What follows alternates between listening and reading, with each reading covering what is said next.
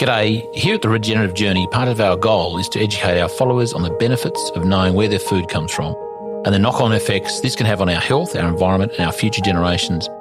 Understanding the connection has never been more important, and in the spirit of this endeavour, we have teamed up with Highland Beef Pastoral Company, a grass-fed beef supply chain servicing the growing US grass-fed consumer market, who I'm excited to announce are our Season 6 show sponsors.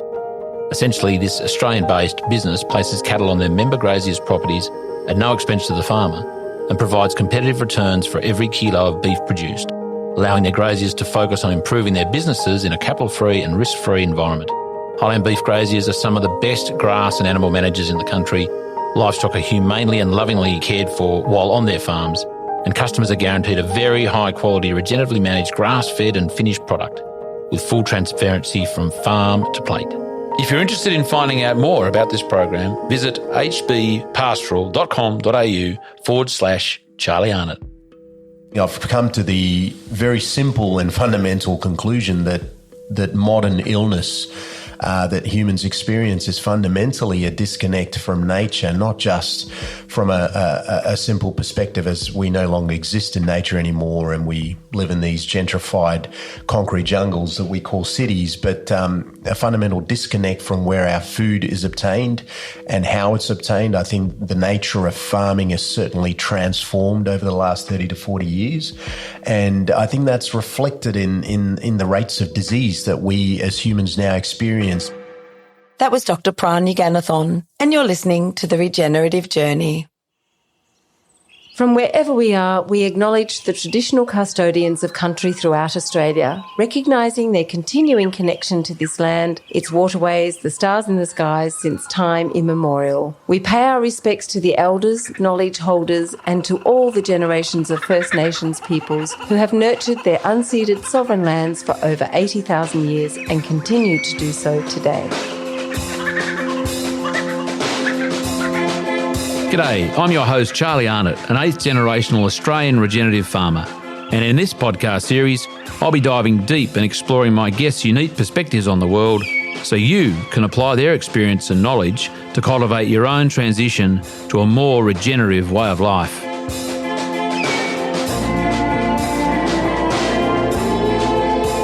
Welcome to The Regenerative Journey with your host Charlie Arnott.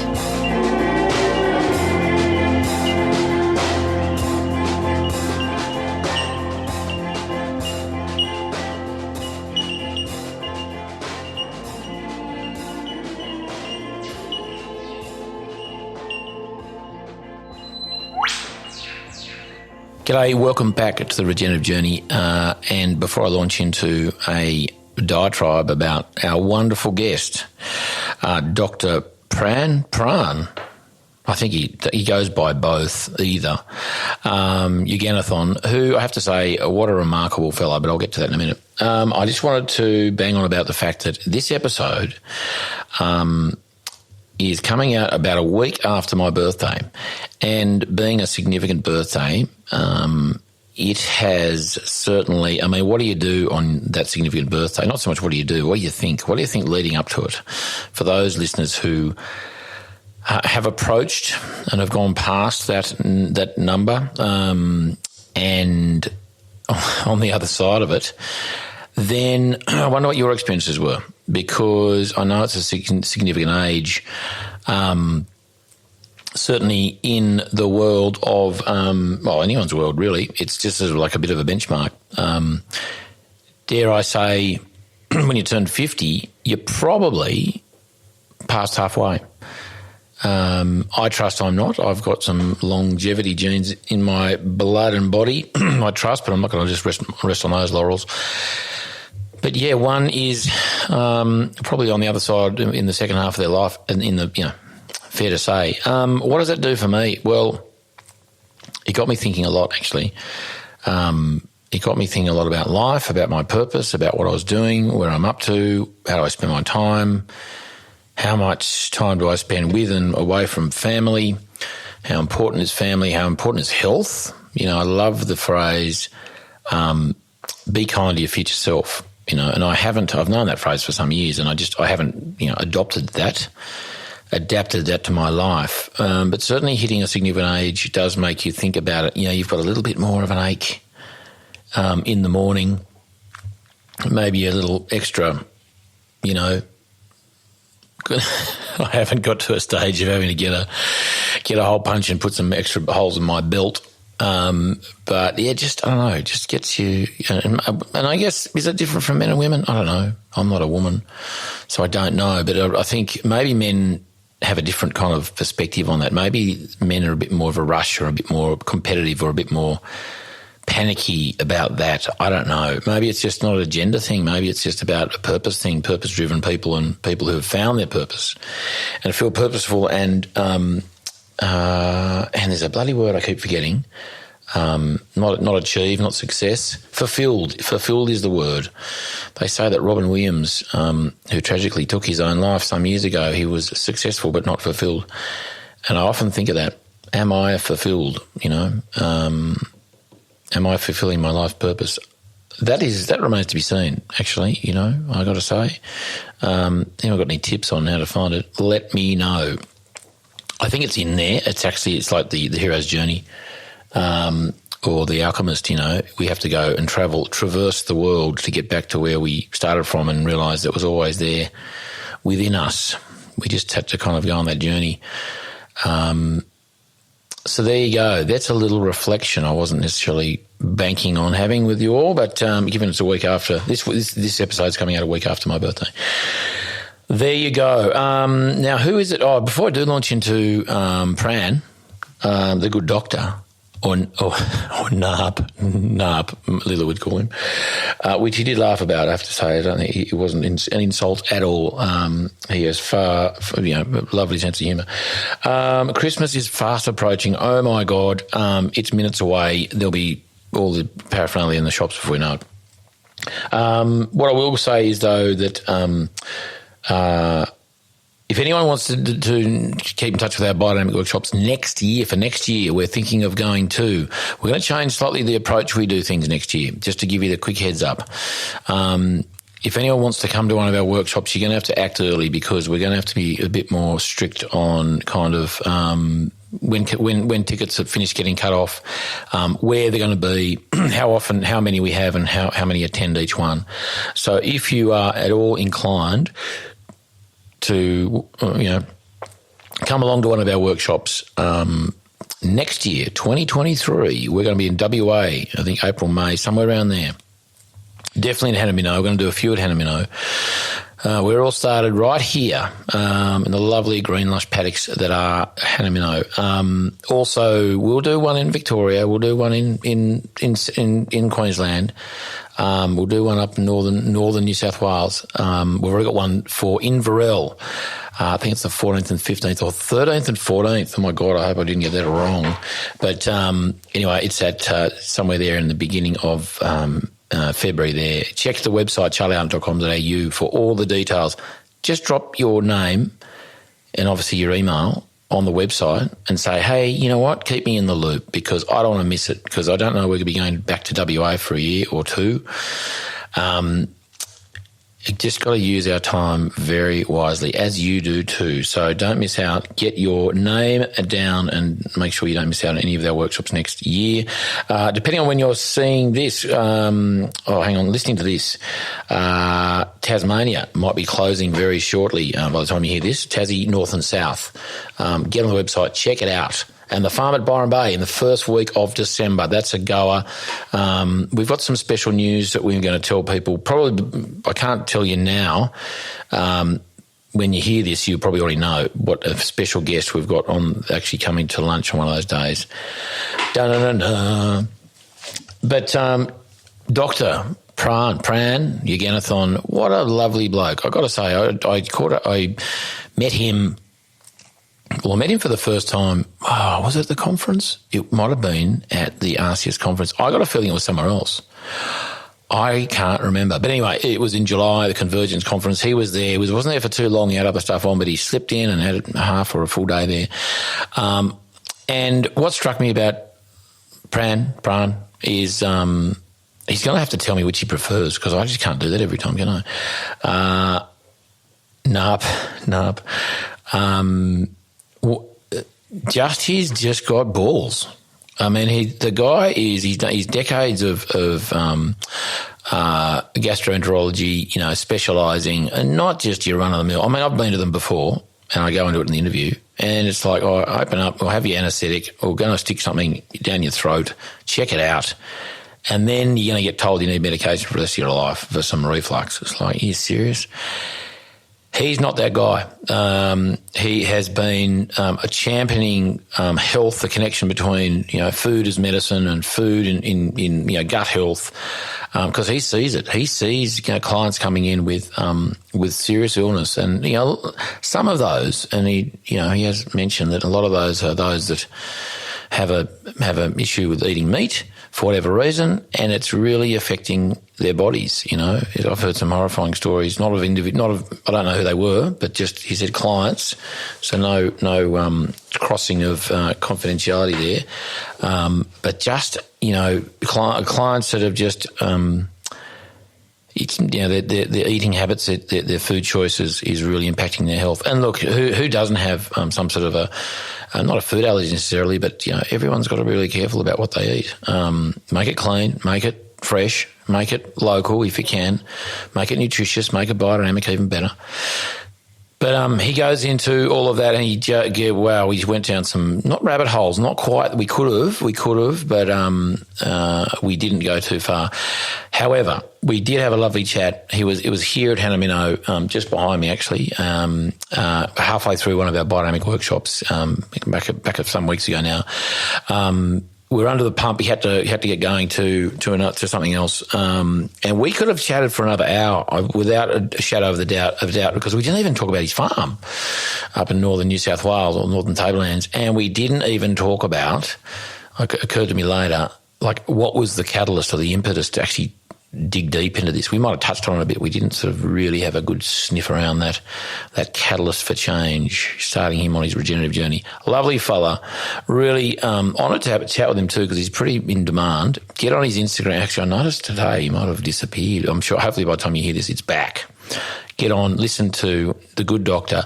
I trust you enjoy this episode, an interview with Dr Pran Yoganathan, as much as I really enjoyed recording it and sitting and chatting with this wonderful intellect, and not intellect, just he's a knowing doer, as Hamish Mackay would say. He's a knowing doer. He knows his stuff, and he's doing a lot about it. And as they say, if you don't have a few enemies, you're not having a go, and this bloke is having a 100% go. Enjoy this episode of The Regenerative Journey. Okay, Pran. Either or is fine. Or did what we were saying, Narap. as Lila would say, Narap. She'd say it backwards. Yeah, that's it. We are welcome to The Regenerative Journey, and welcome to what we call the flower room. Oh, actually, that's the flower room. This is Angie's office. I often get them confused because they're kind of the same room. Overlooking the dam, or some people call it the lake, but it's, growing up here, it's just the dam. Well, not just the dam, it's a beautiful dam. So welcome to Hanamino. Thanks, Charlie. It's been a very eye-opening trip for me, and you live in paradise, mate. Well done. It is paradise, and there's a lesson right there just of, I guess, remembering and being grateful for this, because I do sometimes, forget. I can't sort of maintain. Well, I possibly I could maintain that gratefulness every moment of the day, but we often forget in the heat of the moment and getting stuff done on the farm. But it is a beautiful place to be, and a beautiful time of year. We're coming to spring. We're sort of just the first week of spring. Mate, what... So as the name suggests, the regenerative journey is not just about regenerative farming, because you're not regenerative farming necessarily yet, but we'll get to that. It's really about the regenerative journey that you've been on, in this case, you being the guest of the moment, and which we'll kind of get to chronologically, starting at whatever point you want to. But what does it mean? I usually interview my guests in their happy place. Mm-hmm. It's their garden, it's their farm, it's their place of work. So for you, it may have been Dural, or it could have been somewhere further north on a farm we'll get to talk about. But you're at Hanamino, Why you, apart from being invited down to our Biodynamics workshop, why did you think it might be a good idea to come down here? And not necessarily about Hannah itself, but like kind of country farming. There's a lot to unpack there, Charlie. I mean, I think firstly, I was lucky enough to be invited by yourself to come here and learn a thing or two about regenerative farming and what you guys do here. And it's been eye-opening for me. I'm only at the very beginning of my journey into looking at farming, but as a doctor, I suppose after 22 years of working as a doctor, I've done this now for a couple of decades.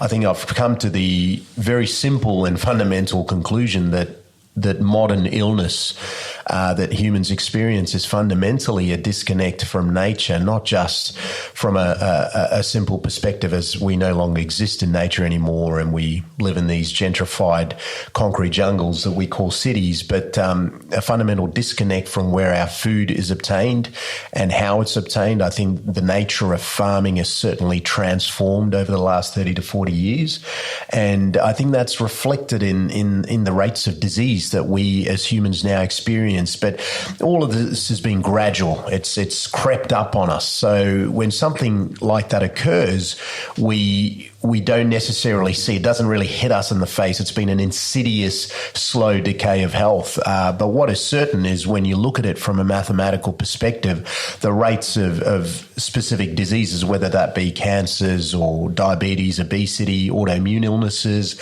mental health issues, they're all rising, and not just rising slowly, they're rising exponentially.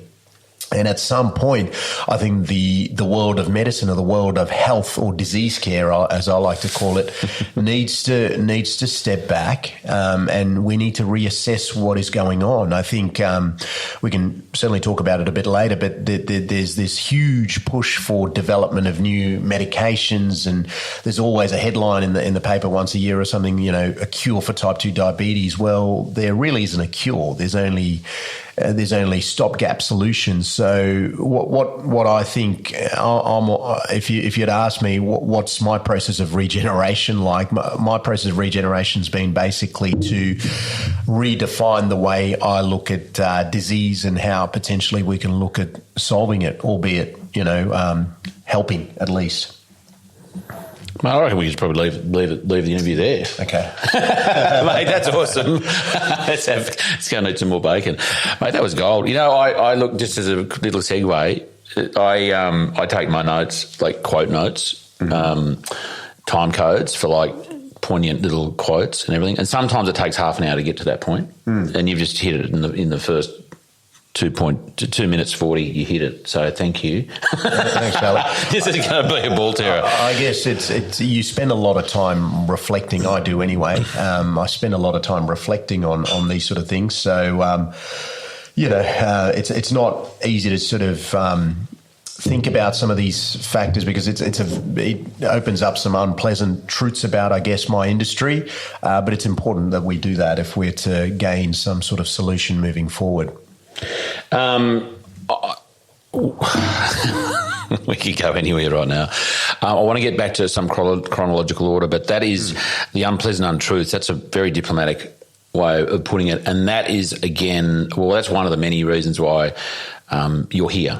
I know I get a sense of what you're looking to kind of do and where your focus might start going in terms of farming.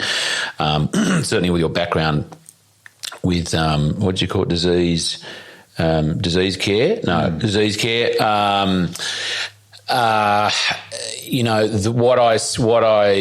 We met there a few months ago at the RCS Convergence Conference, and which that dinner, and as I mentioned sort of not long after and maybe since then somewhere, I thought that was such a wonderful convergence. It was a pre-convergence on that Friday night of you being a doctor, Dinah being a nutritionist, dietitian. I'm not sure if she likes being called a dietitian, but I guess that's kind of her field in a way. And Cherie with her, she's an animal doctor and I'm, the farmer. And I just thought that was a really lovely combination of call it professions or whatever else. And so I guess that was a really nice way to meet you, face to face. But what I see on your Instagram feed, I'm not on Twitter, and I sort of in and out of Facebook, it's fascinating. So that's why I'm really excited. And as I said to you last night in the pub, we've only got limited time now, and I reckon that's fine because we've got the workshop kicking off at 9 o'clock again. But I reckon I'm predicting like a part two. Usually part twos I just split an interview, but we'll have to catch up later in the year, potentially on your farm, and finish this off. So, mate, really excited for you to be here and to be at Hannah Minnow and show off, so to speak. I love showing off Hannah Minnow just because I'm not so much proud of it. I guess it's a pride, but maybe it's the wrong word, but kind of like this is where this is my happy place, and I love sharing it. And Penny Scott, who's the bush goddess doing the catering for the workshop, she just said to me last night, whispered and said, "You've got something amazing going on here." And it's not me, it's the people in it, as we mentioned before about the team. So I reckon somewhere along the line, again, not being too preemptive, I reckon, we'll team up doing something. I'd love to do that. We've already talked about how that can be sort of in a informal, sort of a nice reciprocal way. Let's start somewhere when you were young. Narrap. I'm going to keep calling you Narrap now. It's code. Who are you talking about? That guy. Chronologically, where do you want to start? Where were you born? Let's start there. Yeah, sure. Look, it's again a bit of a convoluted story, but I was born in Jaffna, Sri Lanka, which is the northern part of Sri Lanka. I'm a Tamil Sri Lankan by birth. My father's a dentist, and my mother was a stay-at-home mum. We were born into what was fundamentally a paradise. I mean, Sri Lanka, when people think of Sri Lanka, right, and the place conjures up images of beaches and, lovely people, and that's what it is. We're a little island off the coast of India, very different place to India, very, very similar in some ways, but also there's huge amounts of societal differences there. And at the age of probably in the early 80s, our world was kind of plunged into chaos with the advent of the Civil War. When you say advent? When it started. Yeah, but like, was it? It'd been brewing for a while, but we were at the heart of it because we had the Tamil Tigers. You might have heard of the Tamil Tigers. Have you heard of them? They were definitely. I was going to when you said you were a Tamil. Is that kind of how? Is there any sort of? They're a minority group in Sri Lanka. Is that based on religion or is it based on geography? Is it based on kind of philosophies? A bit of both. A bit of both. They're just a type of people from the southern part of India. Okay. So our origins are from Tamil Nadu in India. Migration there, many thousands of years ago. But the religion very much is Hinduism. Okay. We're a little bit different culturally to the Sinhalese Sri Lankans, who are the majority race, and there was conflict between the two groups. I think the Tamils wanted a separate state or a separate governing rule, which the Sinhalese weren't keen on, and there was resistance. So the Tamil Tigers were an interesting group because they're one of the first. Sit back, mate. If you want to, we can adjust. Thanks, mate. Don't feel alarmed. We've got to reach for your mic there. No, and move it if you want to go forward and whatever. Then just you got to be comfy. That's comfortable. So yeah, the Tamil Tigers were started employing young kids into war and using them as suicide bombers and all sorts of crazy things. So from my parents' perspective, they were just really keen to get us out of there. So 1987, 88, we sort of fled. I would have been 6, 7 years old. And we went to India and subsequently from there to Nigeria, which was a country plunged into chaos. But sometimes when you're fleeing chaos, you don't really get a choice of where you end up. So a lot of my time spent in Nigeria, and then subsequently we left that and went to Zimbabwe. I lived in a little village called Bindura. My father was the sort of village/town dentist. What age were you then? Would have probably been about probably 8.5. Something like that. Yeah. Did you in those journeys of like, oh, we're packing up now, we're going? Did you Did you know or get a sense of that being because of conflict, or was like mum and dad just went, oh, we need to go now? I guess when you're born into it, Charlie, like that just becomes a new norm. I didn't really know anything else, that we're always moving, always changing. There was a lot of chaos, political turmoil. And as a kid, I'm pretty lucky. My parents largely protected me from a lot of that mess. So I grew up a happy kid. Africa was just amazing, a lot of open land to play on. And, we had safaris and things like that. Love the Africans. They've got a really special way they view life. They don't take life too seriously, especially back then.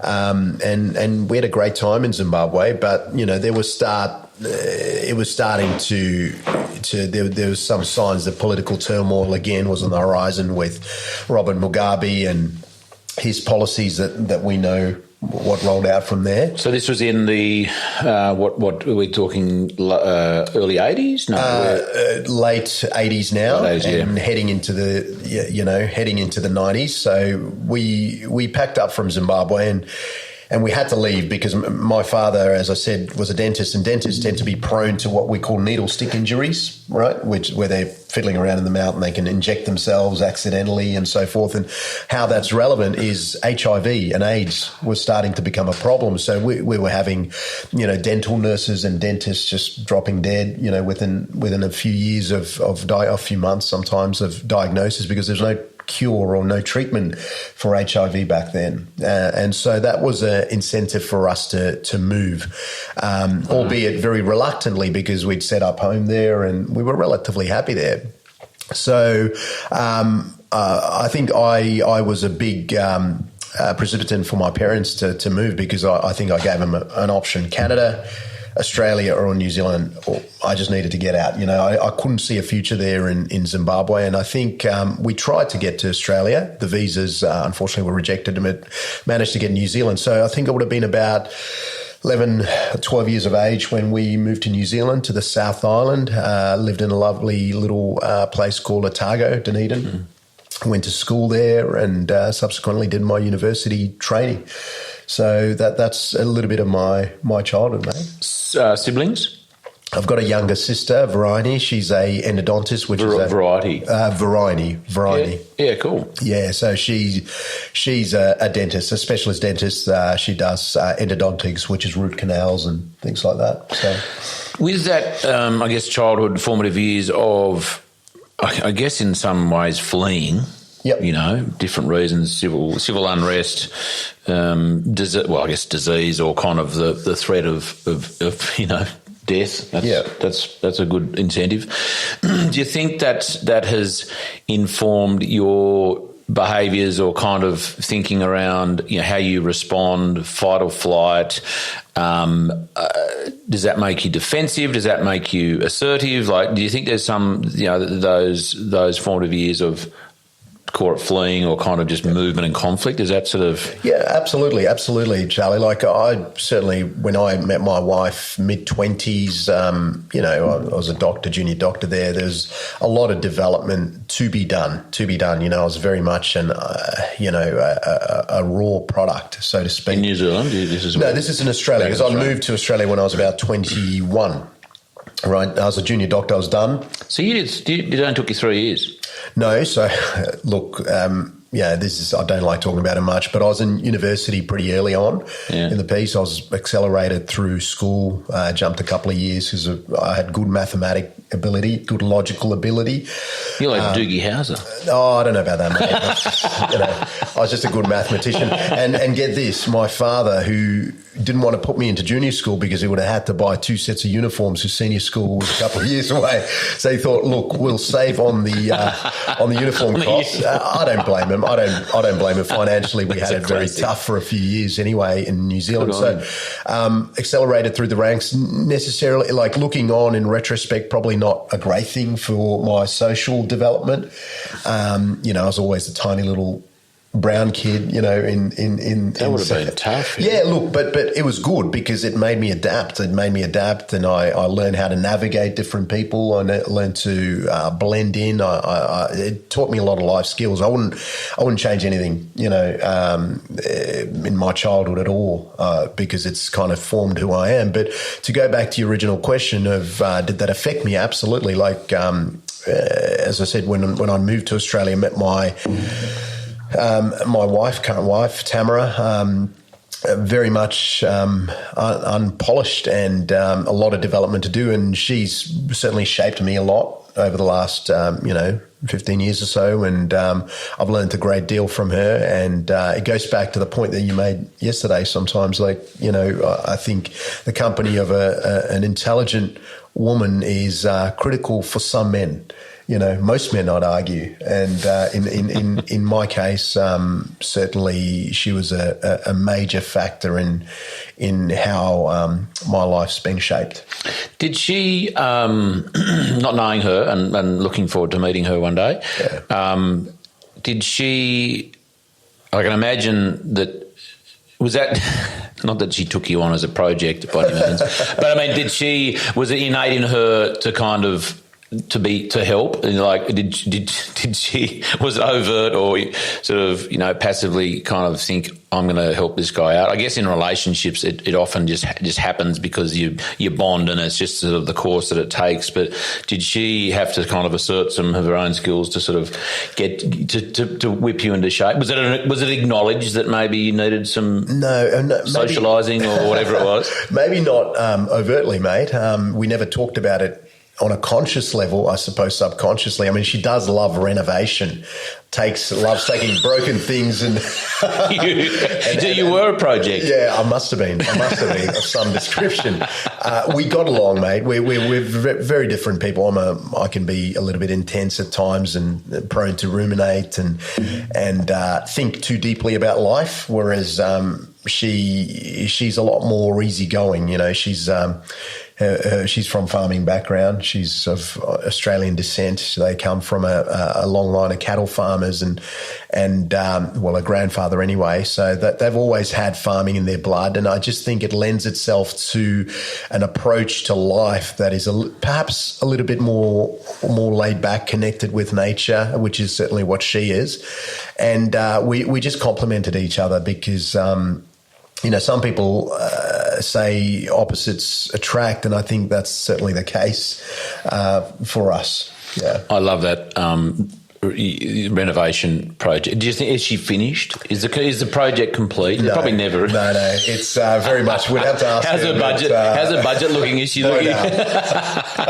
She keep on going. I need more. The budget's probably blown out for her, but you know, we keep working on myself. I mean, I must admit, I asked her the other day, do you think I've changed you? And she said not all that much, and I agree with that. She's not changed one bit from the young 22-year-old that I've met. She's a very stable person, and probably the only bit of stability really that I've had in my life. I've had great parents, you know, I'll acknowledge that, but Tam's been fantastic.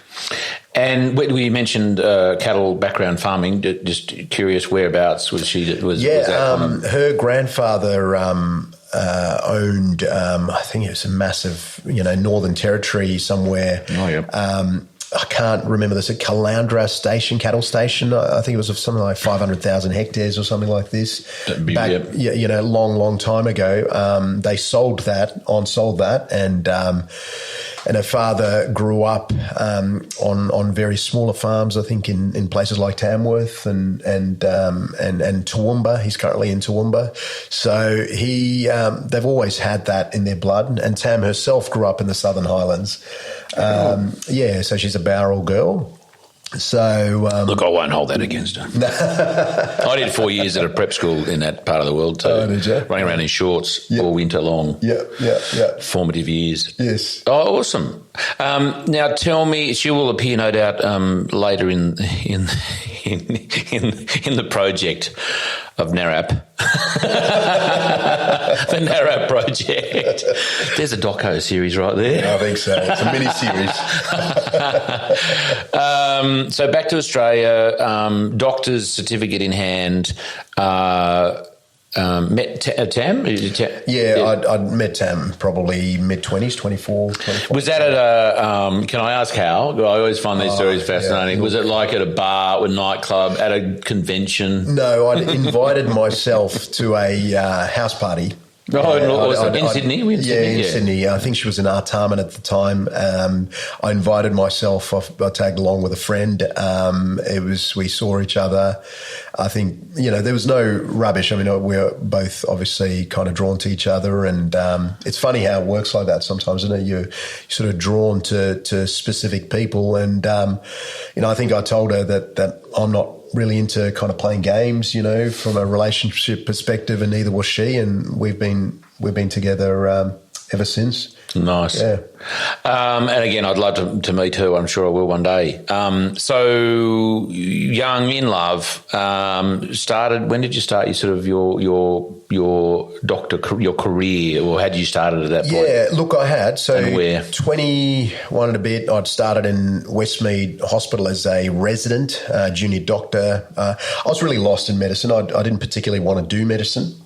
Well, there's a question. What New Zealand, young, and then found yourself. Did you find yourself there? Was it kind of you'll do this, or like what do you reckon? My parents probably pushed me. It's a very Southeast Asian thing. You either become a doctor or a dentist or something like this. This is what the parents decide for the kids. And my parents had been through a lot of crap. Like with their history, with what they had to do.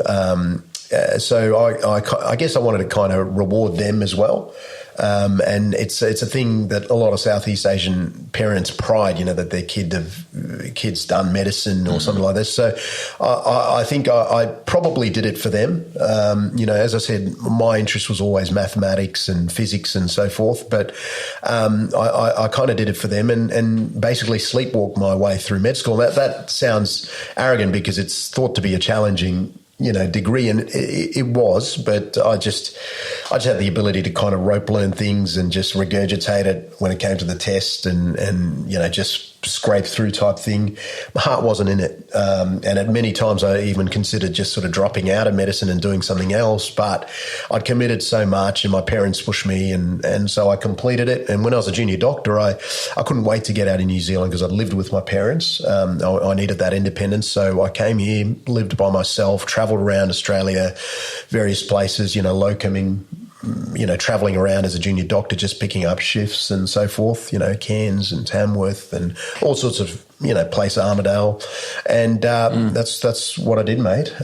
So I think for me, when I became a physician and fell into gastroenterology, and I'll use the word fell, again, I was just sort of kind of sleepwalking my way through, and I did gastroenterology because one of my best mates did gastroenterology. I mean, is he still doing that? Yeah, he's actually one of the professors at Mayo Clinic in America. He's a legitimate genius, a guy by the name of Vivek Kumbhari.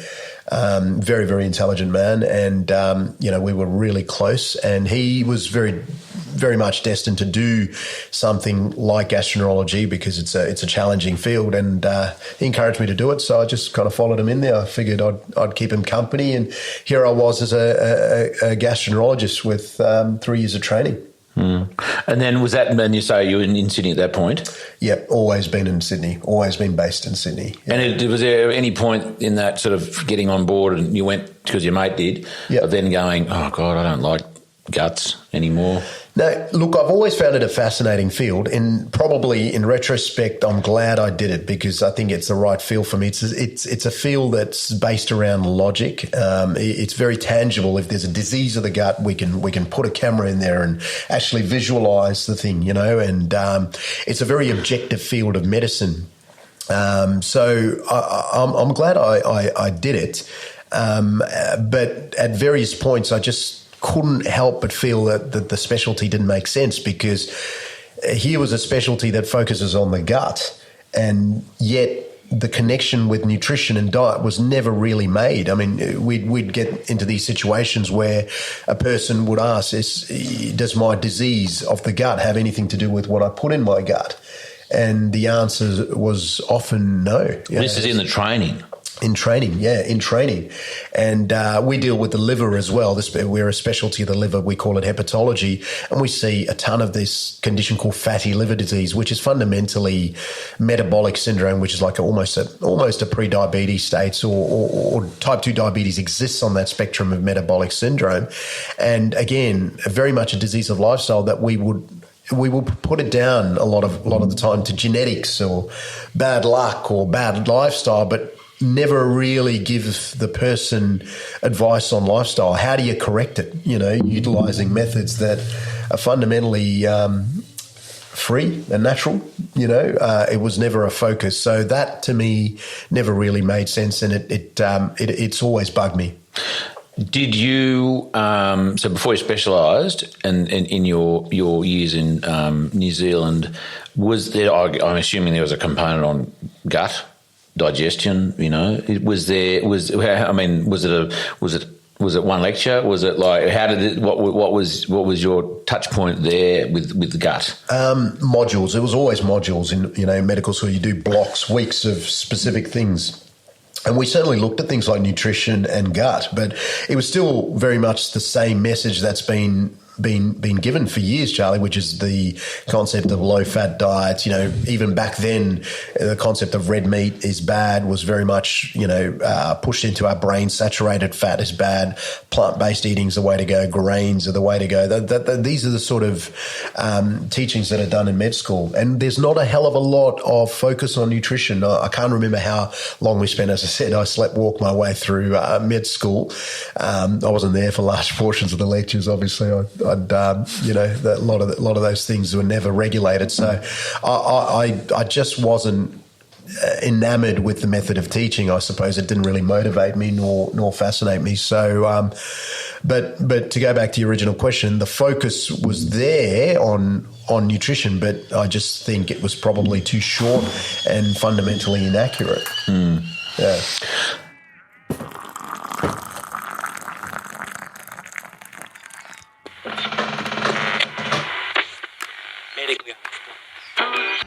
Looking for more information to assist your regenerative journey?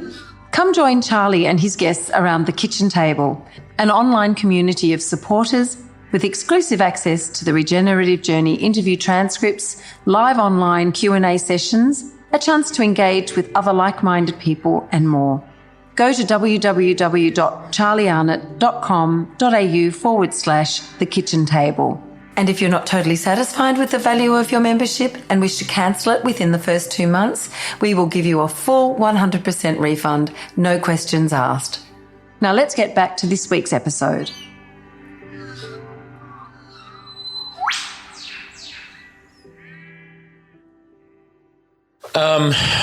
When I did rural science, 4-year degree at Armidale Uni there. And we, not dissimilar, I've sort of specialised, dare I say, in regenerative farming, organic farming, or natural farming. But the module, or I guess it was a module, the unit was, I think organic farming somehow sat in somewhere, farming systems, like for a lecture. In 4 years of study, of intense, study, it was a half an hour sort of lecture on it, which was, interesting. Not aware of that, or kind of didn't put that in the context at the time, of course, because it was all just very science based, and this is what you learn. This is what it's this organic stuff. Weirdos, not spraying and letting things just go, and but then that being a major part of my life later on. But reflecting on that was certainly not a focus, or wasn't given. It wasn't given the airtime it really deserved. Yep. Yep. So locum work. Did you settle down to? Did you do your gastroenterology kind of your work as a locum, or locum and then you specialised? No, when you're becoming a specialist doctor, you've got to commit 3 years. So you enter something called physician training, which is a very difficult set of exams to pass, both theoretical and practical. I did my practicals in Monash in Melbourne, and me and Vivek studied together. We were a study group. That's the gentleman I mentioned before, who's my mate, and we got through. We did really well in the theory and practical aspect of it. So when we applied for gastroenterology, we were both. It's a very it's a sought after field, a very popular field. So, gastroenterology. Yeah, it is, because it's procedural work. Procedural work in medicine is often well remunerated, Charlie. Okay. Right? And so it's very popular from that perspective, and it's an interesting field as well. So we both got on very, very easily, and once you've gotten onto the program, it's 3 years of hardcore gastroenterology training. We're learning endoscopies, colonoscopies, procedures called ERCPs, which is a procedure that looks at the bile duct, a very challenging procedure to do, polyp removals. There's just full on 3 years of practical work, hands-on. So you're going top and bottom? Yeah. So through the endoscopy is mouth. Yep. And then colonoscopy is that one. Yeah. I had an endoscopy once upon a time. Yeah. And the reason I remember it was sort of the way that it ended. You go under, you don't know what's going on. You wake up. What do you reckon, Doc? I can't remember what he sort of said, but I was getting like reflux. I guess it's reflux. Yep. And he said, there's medication for that. I went, oh, you know what? When I have slippery elm powder in honey, it fixes it up. It's incredible. Like, it really does make a difference. Yeah. Bloody witchcraft, you know. And that was it. And that was the last I heard or saw of him. It was like, oh, you need to be on medication for life. Yeah. You know, there was nothing. That was the dead end. It was a very terminal conversation, and I never went back. And I found that. Apart from this morning when I couldn't cook you eggs and bacon without having some myself, and I'm actually getting no reflux at all now. I just cut out breakfast, and I wasn't getting that. I'd eat the same sort of thing later in the day. Anyway, that's about me. But so top and bottom. So that's the whole digestive tract then, which is, and one thing I love about that, and Hamish does reference it sometimes, is. That's our skin. It's like the internal kind of continuation of it. We're like a tube, aren't we? Yep. It fundamentally is. It's such a fascinating field because nutrition underpins pretty much every aspect of human life, right, or human existence. We need nutrition to be able to survive. We need to be able to take these external carbohydrates, fats and proteins and cleave them into their constituent parts, which are sugars, free fatty acids and amino acids, and along with other minerals and vitamins, and be able to absorb them into our system. So the gut is sort of a gateway into the human body. And if the gateway is compromised, you have disease. Right. And that's fundamentally what I think is occurring in the modern world. I think, in the naturopathic and homeopathic circles, it's described as leaky gut. But in our world, we didn't acknowledge that up until very recently. So credit to a lot of the people in those fields of homeopathy that have been sort of talking about this for years. But in our world now, we call it intestinal permeability, which is where the gateway, this Fort Knox that our gut should be, is fundamentally compromised, right? And with that compromise comes the sort of free exchange of toxins, bacterial antigens, viral antigens, fungal elements into our blood circulation, which we think drives chronic inflammation. And it's somehow linked with this process of chronic inflammation, which is what modern disease is. Modern disease equals chronic, unrelenting, insidious inflammation. And we have to be able to distinguish that from historical, when we were hunter-gatherers pre-civilization, infection was our big killer. And, even in pre-industrial revolution era, because of hygiene-based issues, poor sewage type drainage, lack of hand washing, all these sort of things, death from infection was the number one killer. So when we used to die of acute inflammation. Acute is a dramatic presentation which is sudden and short-lived and often very catastrophic, versus the modern world where we exist in this non-infectious inflammation, which is more chronic and insidious. It just eats away at us slowly.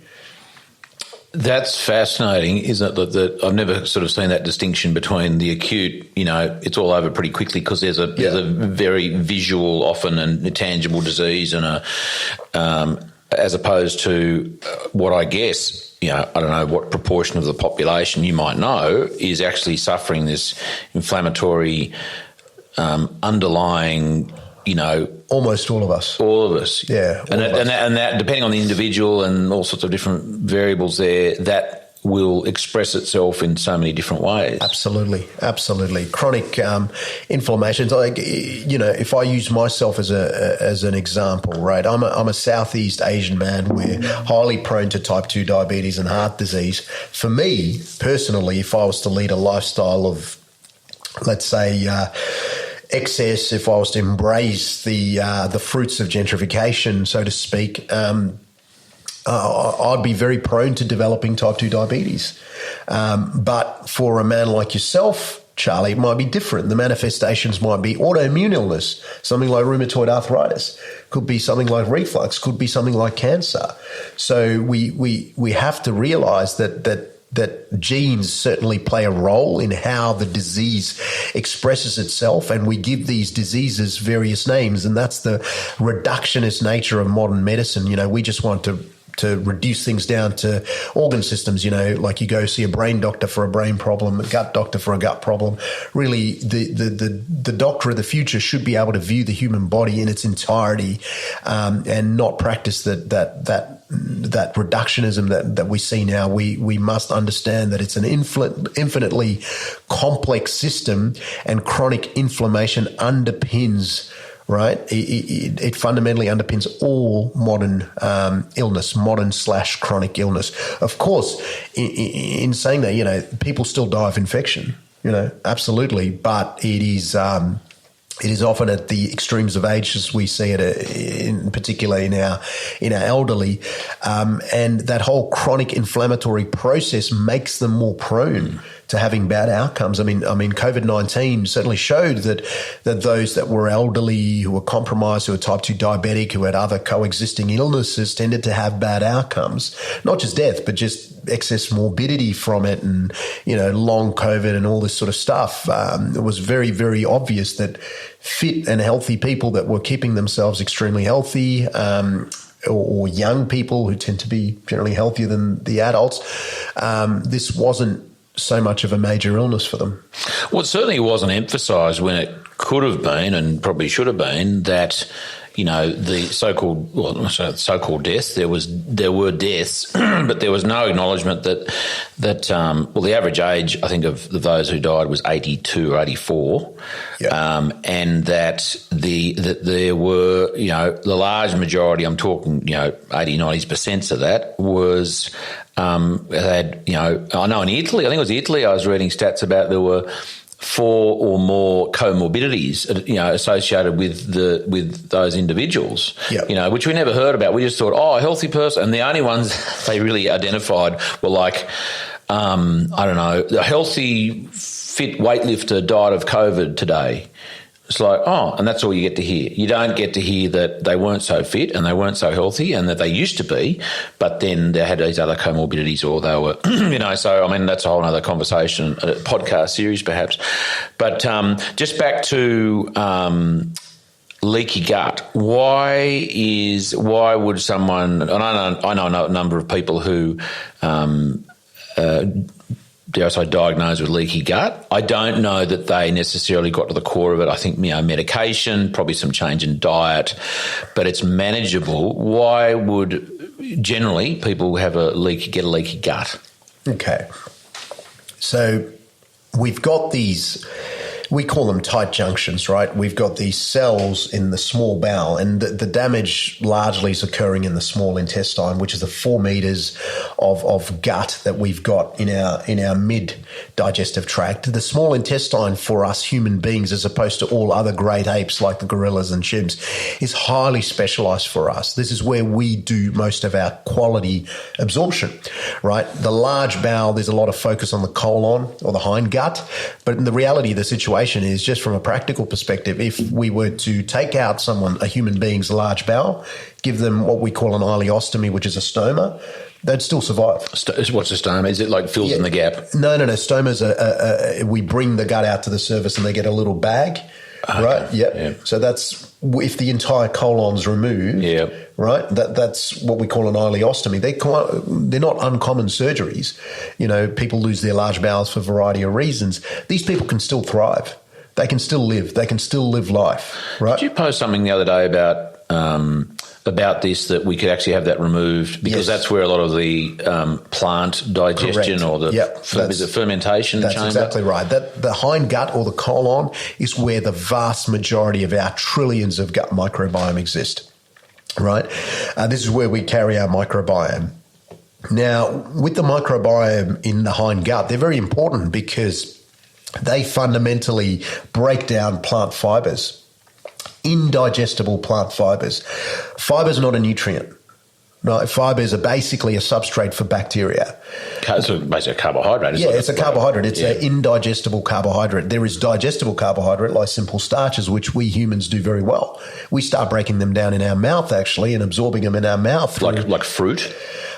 Fruit is a little bit different. Fruit is fructose, but I'm talking things like sucrose. So we've got an enzyme called salivary amylase. Amylase starts splitting the starch straight away, so into a simple sucrose molecule. So we start that absorption process very quickly.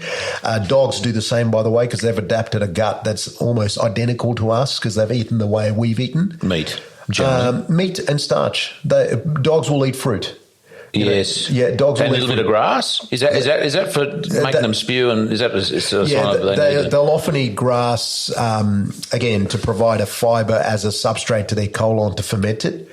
You know, because you can extract energy from the fiber. Yeah. You can ferment fiber and extract energy, and this is a very interesting point, Charlie, is because, you know, fiber is purported to be this superfood, but there is nuance to that. I think fiber is important to keep ourselves metabolically flexible and, you know, our body's flexible, but it is not an essential nutrient for us. As I said, we could lose the entire large bowel and still thrive. These people can no longer tolerate fiber. Speak to someone who's got an ileostomy bag, who's had their entire colon removed. Plants generally, they will have to change their stoma bags, often, because it just ends up in the stoma bag. They have no ability to break it down because they're lacking a colon. In human beings, the digestion of fiber, soluble fiber as opposed to insoluble or plant-based material or non-absorbable carbohydrates, accounts for about 2 to 5% of our daily energy intake. We cannot go above that 2 to 5%. There's a physiological limit. Our colons simply aren't adapted for that. Whereas with horses, it's up to 50% of their energy comes from fermenting fiber. So where does the other 94% of our energy come from? It comes from non-fibrous foods. So this emphasis on a high fiber diet, while I see the benefits of it, there has to be nuance. People need to understand that there's a physiological limit to how much fiber that we can digest. So those with the colostomy bag, no hind gut, so to speak, no colon and large intestine.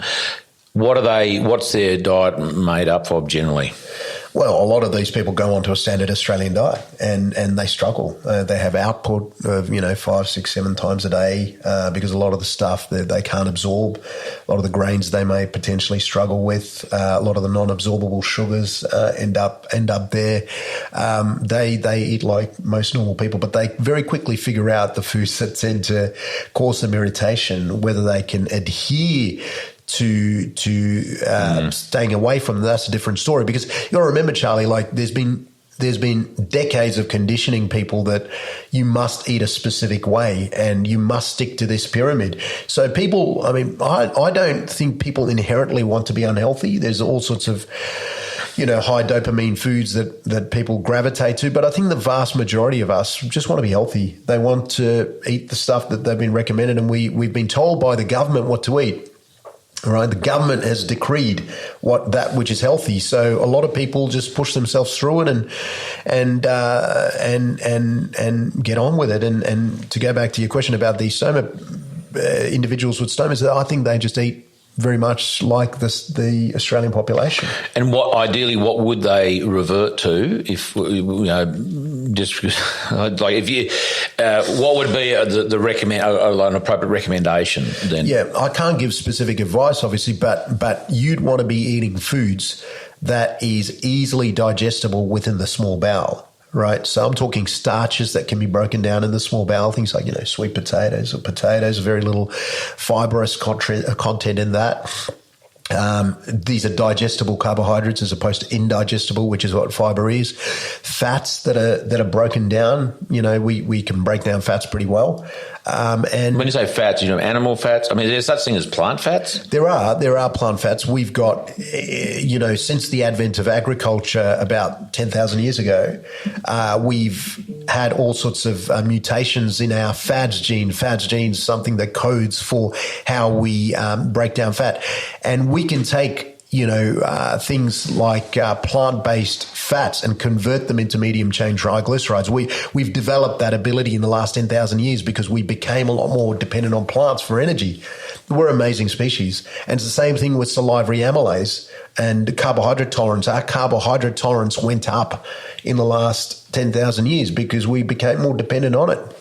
We are, without question, omnivorous now, but what led to us becoming human was a high degree of carnivory, a lot of meat, a lot of fat, and that is what drove the development of the human brain. But if you had asked me now, what are we? What are we as a species? We're an omnivorous species of ape that is best adapted to extract everything from the environment. We can basically dominate and master every aspect of our environment to best suit our needs. So we can extract energy from plants. We can extract energy from animals. We've even developed the genius method of taking another animal's milk, right, and utilizing it to our best advantage. There is ingenuity in that. No other animal can do this. And the tolerance for milk arises about 8,000 years ago. Prior to that, human beings would have been poorly able to tolerate milk. But especially in the northern European populations, people like yourself, Charlie, you would have something called a lactase persistence gene, which is the ability to hang on to your lactase, which is an enzyme that breaks down the carbohydrate in milk well into your adulthood. I've seen Caucasian people in their 80s with amazing lactase persistence, whereas people like myself, Asians, Southeast Asians, where farming wasn't brought in till later, or domestication of these ruminants wasn't brought in till later, they generally tend to be more poorly tolerant of milk.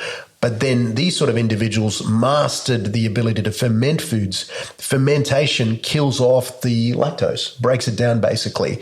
So it makes it more tolerable to people that are lactose intolerant, so to speak. So we're pretty amazing. And along the way, we've learned other methods of extracting maximal energy: grinding, soaking, sprouting, fermentation, cooking, boiling, all these methods of preservation and to breaking down foods to maximally extract energy for an energy-hungry brain in an energy scarce environment. The problem that we have now is we exist in an environment where there is excess energy, excess refined fat, excess carbohydrates, but those foods that contain these things are fundamentally depleted in nutrients. And when I say nutrients, I'm talking vitamins, in particular minerals, and most importantly, essential fats such as the PUFAs, which are the polyunsaturated fats, the omega-3s, and probably the most critical is amino acids. We are fundamentally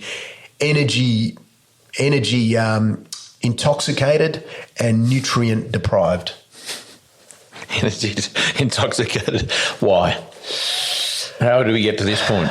That's a difficult question to answer, Charlie. But if I was to sort of summarize if the microphones weren't on, yeah. Look, one has to think. there is a great deal of scarcity in this world. If you've grown up in the places that I've grown up in, you realise very quickly, like in the Western world, we cherish life and every life is important, and that what a beautiful concept. But in the places that I've grown up in Africa, life was cheap. Yeah, people died, children died. 850 kids die every day of just dysentery, from drinking contaminated water. So the reality of the situation, we live in this world where there is a scarcity of nutrient-dense foods, right? Meat is a luxury for a lot of these people in Sri Lanka and India and Africa. This is an absolute luxury. This is the most nutrient-dense foods on the planet are a luxury for the vast majority of billions that live on this planet. We in the West are very lucky, but slowly we too are catching up to the fact that scarcity, we are not beyond scarcity, and obesity fundamentally, the way I look at it, is a form of malnutrition, basically. Okay, where these people are starved of good nutrient foods and rich in energy. Now compound that with the economic factors that underpin all of this. Meat, I think, is probably, or red meat in particular, is the most inflated good in the last 2 years. Like it's up, 30-40%. You'd be able to tell me, Charlie. But when you get situations like this, you're going to find people deviate away from these nutrient-rich foods to foods that just fill the belly. But sadly, the foods that fill our bellies, right, are not necessarily packed with the quality nutrients that we need for survival. In addition, you throw in the government, I shouldn't knock the government guidelines. I should be careful about knocking anything related to government or public health policy, because my license very much depends on not questioning public health policy. But not publicly anyway. Yeah, not publicly, but you combine that with a method of eating that tells people that red meat's bad, red meat's causing bowel cancer, red meat's causing heart disease, eggs cause heart disease. Well, what are people supposed to eat? And the most important layer is throw in the predatory marketing of these corporate bodies that make these hyperpalatable foods that very much give us this dopamine hit and addict people to that. Well, you got an issue. There's a very elegant hypotheses known as the protein leverage hypotheses by a couple of guys called Rubenheimer and Simpson. And what they fundamentally state, and I agree with this, is if you deprive an animal quality amino acids or protein, they are fundamentally driven to seek out these amino acids, and they will do so in an environment that is full of hyperpalatable foods, refined fat and refined carbohydrates. So they'll try and hit their protein target, but they'll try and do it with white bread. They'll try and do it with biscuits. They'll try and do it with cereals, and end up consequently just consuming far too much energy. And so they're trying to extract that little bit, but in the process they're actually consuming like a huge amount of starchy, potentially, and Hamish mentioned that yesterday in terms of the different planes of I guess not hierarchy, but our levels of what was the word again? We've got our bodies, we've got our mineral body, our etheric, our astral, and our I am, and one of those I can't think now. So fermentation is the I am, but certainly one of them might have been the etheric was about mold, and that a lot of the foods, starchy, crappy white bread too. It's, I dare I say, got preservatives in it to reduce mold, because that stuff lasts for bloody weeks. But that's affecting our gut. Our bodies have to break down this foreign chemical. Yep. And also our guts aren't being worked. It's like a muscle. Yep. We're given this sort of very easily digestible, often physically sloppy food, like people who live on shakes, and that's the gut isn't actually having to work and be challenged, which improves health and kind of the gut fitness, I guess. So, tell me more about. Let's go back to animal fats and the small intestine digestion. So we had animal fats, we had sort of non-fibrous plant foods, and was there another one in there? Yeah, And protein, quality protein. Yeah. The problem with, say, for someone who's got an ileostomy, let's go back to that example because it removes an important component that clouds the issue. If you were to give someone with an ileostomy foods like lentils and so forth, because of the indigestible component in these lentils and a lot of times the anti-nutrients in them, you'll find that the output's quite significant. So the question really is, yes, there's protein in plant foods, but how much of it do we actually absorb? And we've got to remember that plant foods just contain less of the essential amino acids like leucine, which allows us to stimulate muscle protein synthesis or formation of muscle. And muscle's an important organ. It's very much understated. Muscle nowadays is looked at as a organ of aesthetics. It's we exist in this era, this Instagram era, I suppose, where aesthetics is everything. The external look is everything, but the reality of the situation, muscle to me is an endocrine organ. It's an organ that receives fuel. It's an organ that allows you to move. Right? You've got a huge amount of acres here, Charlie, to cover, and you do so on muscle. The ability to move, the ability to stop yourself from falling is muscle. Muscle's everything. And I've simplified it there, but there's so much to muscle that we don't understand. And eating a diet that is poor in essential amino acids, I think makes it very difficult to hang on to muscle, in addition to this chronic inflammatory state that we exist in makes us lose muscle. So that's an important point. You mentioned, I'm not sure if you used the word influencer there, but it's kind of, I guess it makes me think of responsibility. Is it irresponsible when, I'm going to pick on influencers here, support or advocate for a purely plant-based diet and often at the same time, say it's irresponsible of us to be eating meat? Is that, how does that sit with you?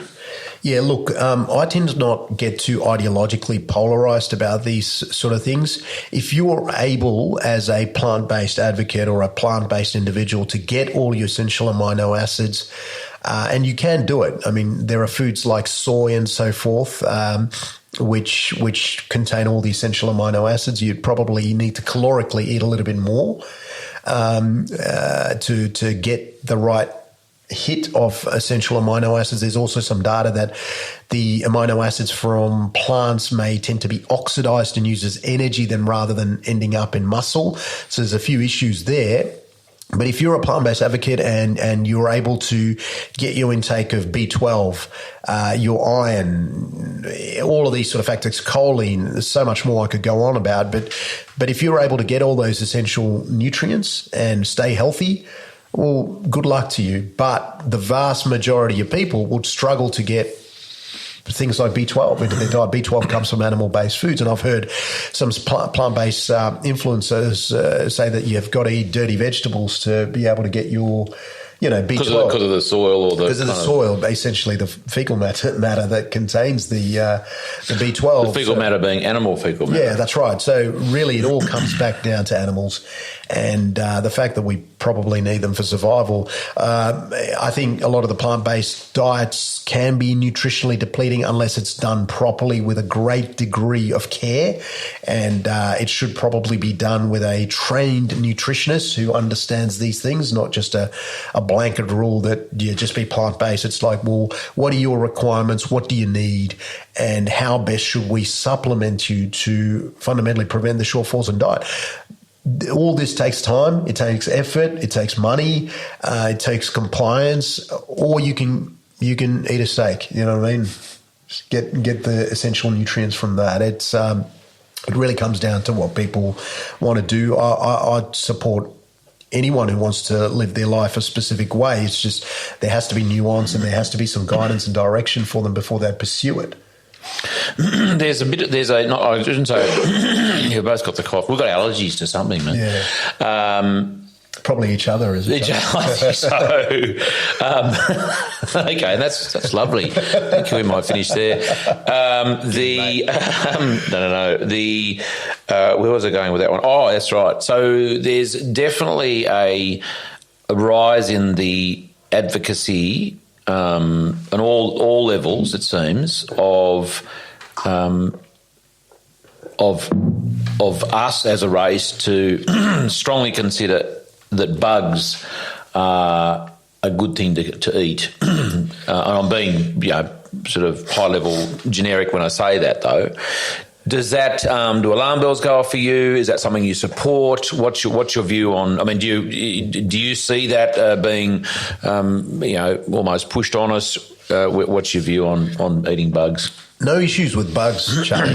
but you're a multi-generational farmer. You're, in fact, go back further. If you're from Northern European descent, you've eaten beef for generations, right? How do you feel about your right to eat what you've eaten for thousands of years, stripped away from you, your livelihood fundamentally stripped away from you, and to be told that you must eat bugs in the name of sustainability and scarcity?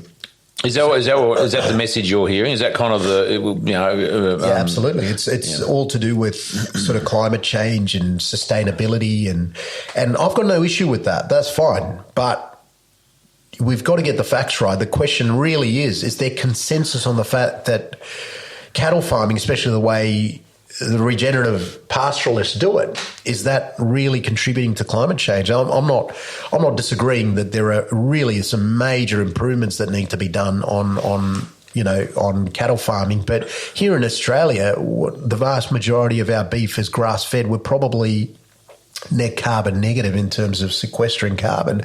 I don't understand why there's this massive push away from cattle-based farming. Places like America and Brazil and so forth, I know that they're a lot more feedlot-based, and, the cattle's probably live in conditions that are less than ideal. But if the push to have us eating bugs, that's fine by me. That's fine. Okay, I sort of understand it. But if we've got to get the facts right about cattle, why is it that we're being told to eat bugs, food that is not ancestrally consistent to both yourself and me? There are places in Africa where I've seen they consume bugs, in other parts of the world, but are they really doing it by choice, or are they doing it through scarcity? I suspect it is the latter. I think it's being done because they don't have access to the quality proteins that we do. So really, I question the moves at a very high level to push us away from animal-based agriculture, and that's what I want to know before I eat the bug meat. If I am to become dependent on bugs for my protein, I want to know why, clearly. Well, I guess it's not worst case, but certainly there's the bugs are being produced. You can buy them in a bag or a bottle at wherever you want to get your food, and it's your choice, and that's fine. If you want to do that, it's another source of protein, as I understand it, and it's a choice, and that's fine. I guess we're probably seeing eye to eye there, absolutely, kind of that thing. And but is it a choice though? Is it, at which point does it become mandated to consume it? At which point do you go to the grocer, you end up at the counter about to pay for your steak, and you're told that, well, you've exceeded your carbon limit, in terms of your food intake that you've had for the week, and you've got to put that back and go. And your credit card won't work because that's right, for that reason. Yeah, we're on a centrally issued digital currency. Oh, that'll never happen. What are you talking about, you weirdo? Yeah, look, that's conspiracy theory stuff, isn't it, Charlie? But these are the sort of things that we've got to be careful of. I think freedoms are lost one step at a time, and what is being done in the name of sort of sustainability needs to be questioned by the population before 5-10 years from now we've completely lost the ability to consume foods like beef for that reason. I'd hate to see beef become a food of the elites, food that's enjoyed like caviar, and that's where I fear it's all heading. I tell you, the beef industry will always thrive. Increasingly now, the way China's consumption is going. China's been buying up beef and driving up the prices of beef like you wouldn't believe. Like you'd probably know this, but we've got to question that. China's consumption keeps going up, rising. Their health, consequently, I feel is probably improving. They've pulled a hell of a lot of people out of poverty in the last few decades through that model that they've employed. I'm not supporting China's political structure. I think there's huge issues there with freedoms and whatnot. But I think what I'm trying to warn against is that Australians must be very, very careful in giving up their rights to consume beef in the name of, climate change and sustainability, because there's debates on both sides as to whether they are truly contributing to carbon emissions, or whether they're part of the solution for sequestering carbon, especially with regenerative methods, which I think a lot of farmers use. Additionally, they're a great source of nutrition. We cannot just throw that away. And historically is what Australians have consumed for hundreds of years, and going back further to a lot of their ancestral roots for thousands. And you look at the Aboriginal population, they've sort of evolved with foods like kangaroo and so forth. I think it does everyone a disservice to strip away the ability to consume red meat. Not necessarily beef. I'm talking goats and sheep and kangaroos. All of that. What about? You mentioned freedom a couple of times there. What freedoms do you feel we are potentially slipping away? And you probably touched on one there, food and potentially red meat. Anything else you want to touch on there in terms of the slippery slope that we're sort of sitting on at the moment? Yeah, look, I think Henry Kissinger said, he who controls the food supply controls the people, who controls energy controls continents, and he who controls money controls the entire world. I think what we're looking at fundamentally with food, which we've got to look as humans, it's fundamentally energy for our nourishment, right, for our sustenance, for our body. I think where our freedoms with regards to food are slipping, and the trajectory is very, very clear. It's quite obvious. I think you'd have to have your eyes closed if you can't see where it's heading. I think with regards to energy, certainly the switch to renewables is a massive push that we're seeing. So I think we're slowly losing our freedoms to the type of energy and the access to energy. I've just got my energy bill for my clinic, and it's higher than I've ever seen it before.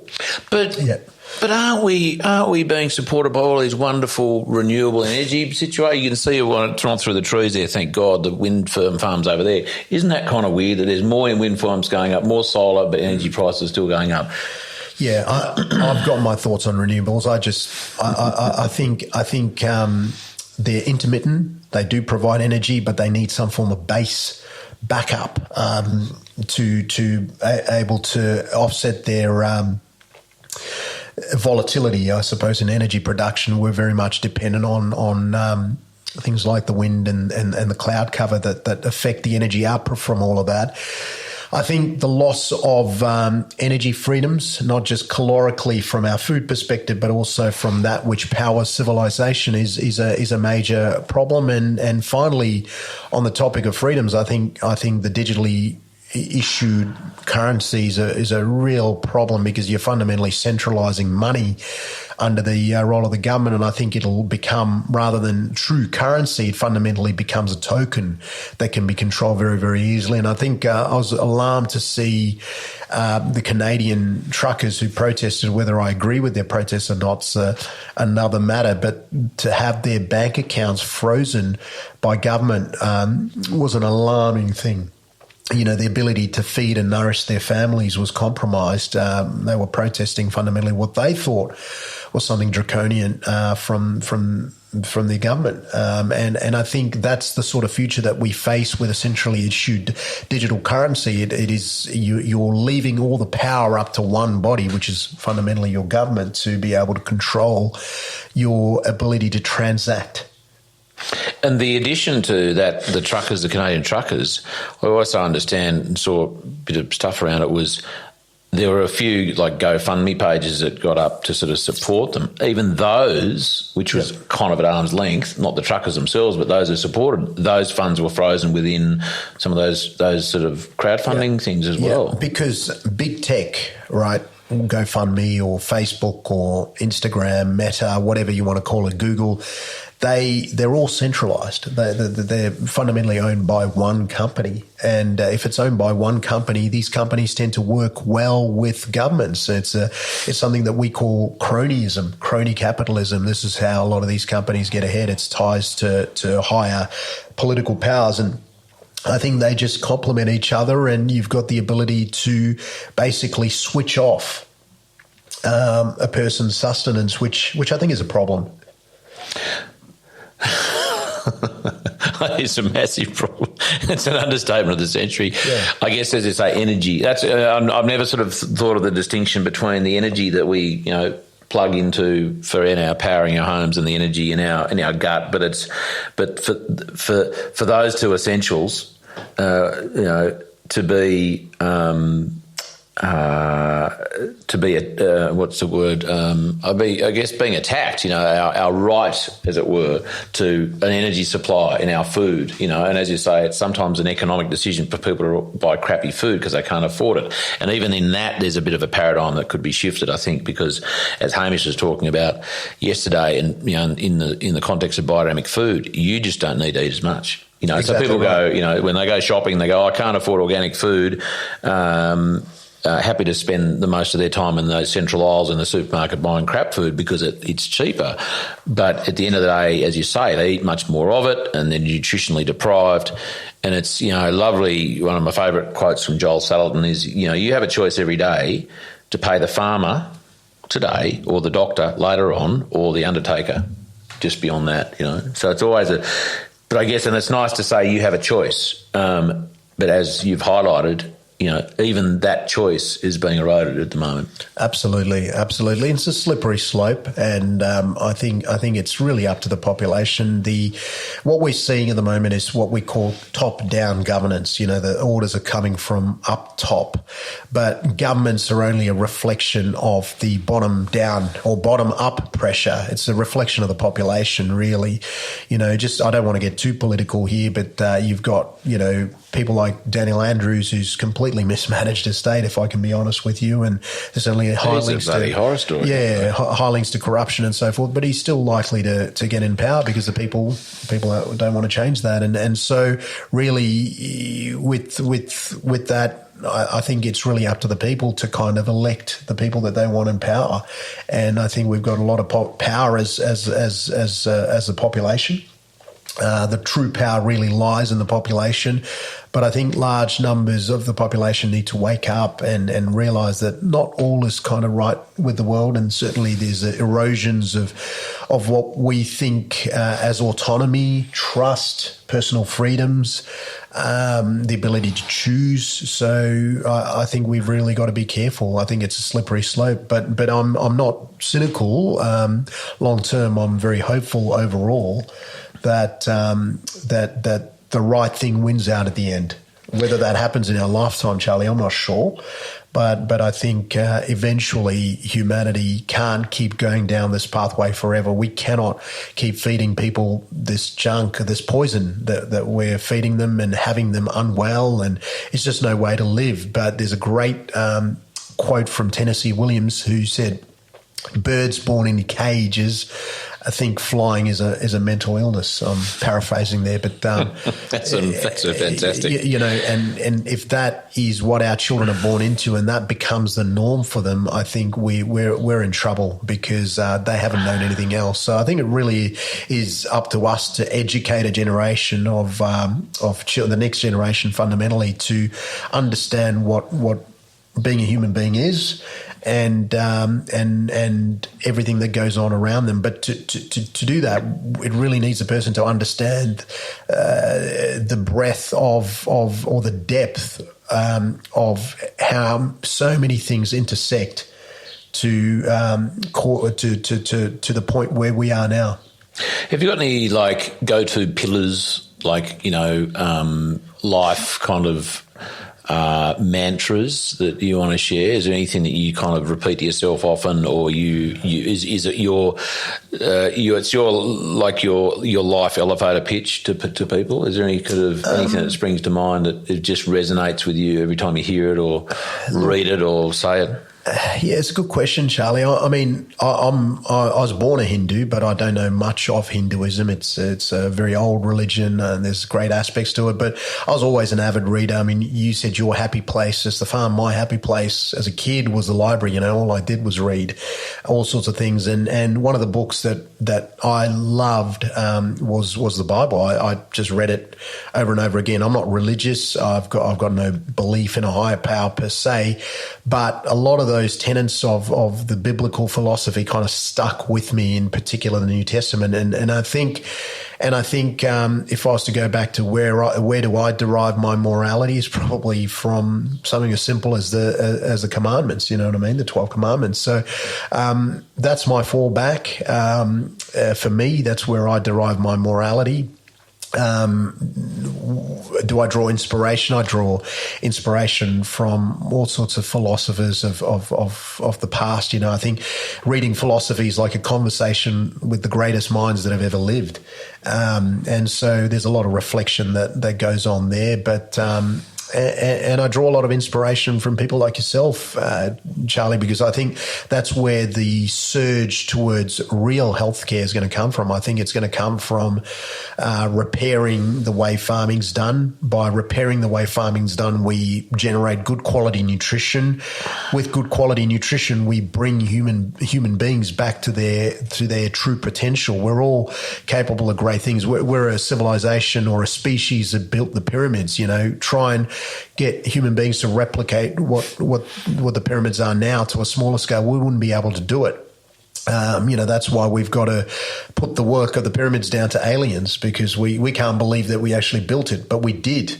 Not just the pyramids. There's all sorts of amazing structures that we've constructed in Göbekli Tepe, in Turkey. You know, the Mayan pyramids. We're capable of great things as human beings, but I think we've forgotten that along the way and become trapped in this in this world awash with dopamine, both from a food perspective, social media perspective, gambling, drugs, all of that. And I think the more time you spend with yourself, more self-realization and self-actualization that you do, the more you start realizing all of these aspects of life.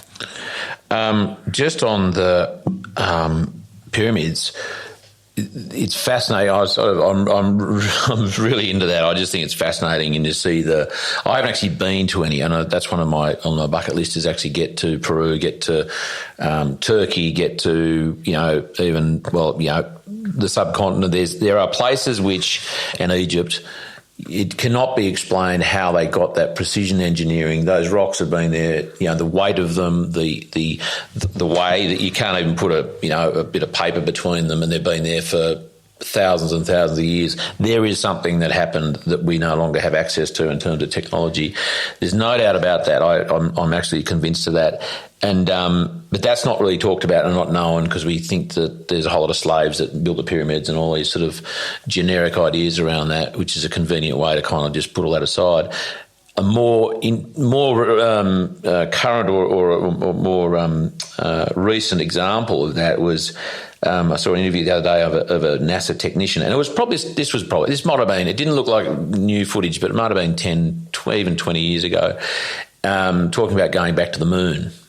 And the guy said, and he was legit technician at NASA, probably got sacked as soon as he said this, because the reporter was saying, why haven't we gone back to the moon since whenever it was the last time? And he said, he just simply said, we have lost that technology. We can't go back because we've lost that technology. It's like, are you serious? Like, NASA has just lost technology, and it's like a small example of what's happened before.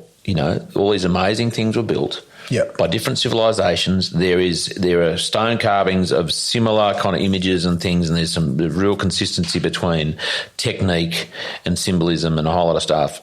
And that's kind of not known as well. And then NASA comes along and says, oh, no, we've lost that technology to go to the moon. I mean, you've got to go, what the hell? Absolutely. I think it's such an elegant point that you've made there. But look at where look at where all the advancements are, Charlie. You don't need to look far to realise that the advancements are in every aspect related to things like the military industrial complex.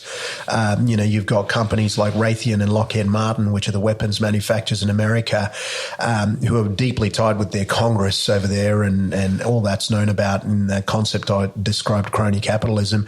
But they've profited billions already this year, and because they innovate, they have innovated in weapons fundamentally used to destroy each other. We human beings, this is the direction in which we're going. Additionally to the military complex, we've got the pharmaceutical, agricultural, medical, industrial complex. Those three are interrelated. This is how farming, healthcare, and the pharmaceutical industry intersect.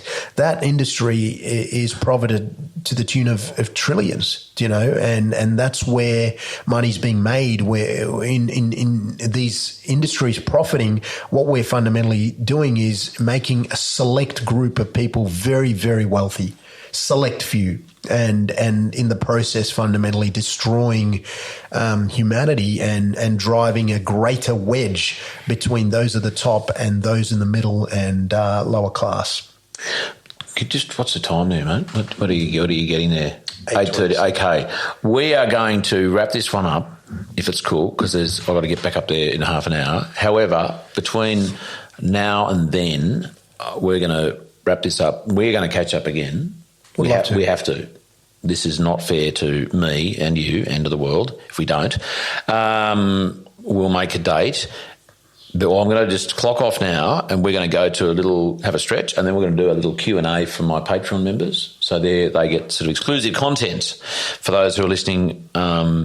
If you want to jump on board our little Patreon membership, you just go to charliearnott.com.au and sign up there. It's $10 a month, and you get transcripts of all the interviews. We get a weekly little video from me about what's happening on the farm or in my life, and thoughts and cogitations, and a monthly webinar with a guest, a previous guest, so, and a few other bonus things. So we're going to do that, if that's cool. We do a bit of a Q&A with some standard set of questions, some of which we've kind of covered already, but we'll go there again. And mate, that has been Nope. That has been fascinating. I've been so looking forward to this, and I knew we wouldn't have enough time, and the list is endless of things we can chat about. And it's not like, this is an easy conversation because we have similar thoughts on things. It's not like, I don't like to challenge my guest, but it's just it's lovely to have a chat with someone, as I often do, and that's lovely in itself, that there are people, and that's, I guess, what tribes come to down, isn't it? You sort of hang with people that you kind of you vibe with, but to have some conversations. Me being a farmer, you a doctor, and we didn't even get to your farm. Bloody hell. Well, maybe we save that up. We save that bit up for when we are at the farm. Yeah. And you heading into, where, dare I say, a pivot or a change of purpose or direction, which I'm really looking forward to helping you with, and however that looks. But having the chat, and lovely to finally sit and have those conversations, which are, and it's, the last couple of years have just really highlighted to me the importance of having those conversations and the importance of finding your tribe. And, yes, thank you. Not a big fan of technology generally, but thank you, technology, for allowing connections through social media and through, Zooms and all those sort of things, that we can connect as tribes around the world. And, our Patreon members are a tribe, our listeners are a tribe, and our little group large group of farmers and gardeners and interested people up there at the shearing shed for the Biodynamic workshop, that's another tribe, and it's just a real honour to have you here and to have them here, to host you here at Hannah, and we'll get you back. I'd love to, Charlie. Thanks for having me on today. It's been an absolute pleasure to talk to everyone. Thanks, mate.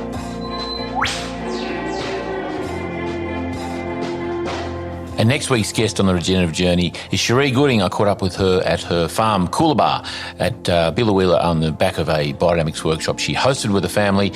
She's a vet, she's a mum, she's amazing. She's had her own health challenges through her life and can see the parallels with landscape and animal health. It's a fantastic chat, and I hope you enjoyed as much as I did. It's Cherie Gooding next week on the Regenerative Journey. This podcast is produced by Rhys Jones at Jaeger Media. If you enjoyed this episode, please feel free to subscribe, share, rate and review. For more episode information, please head over to www.charliearnott.com.au.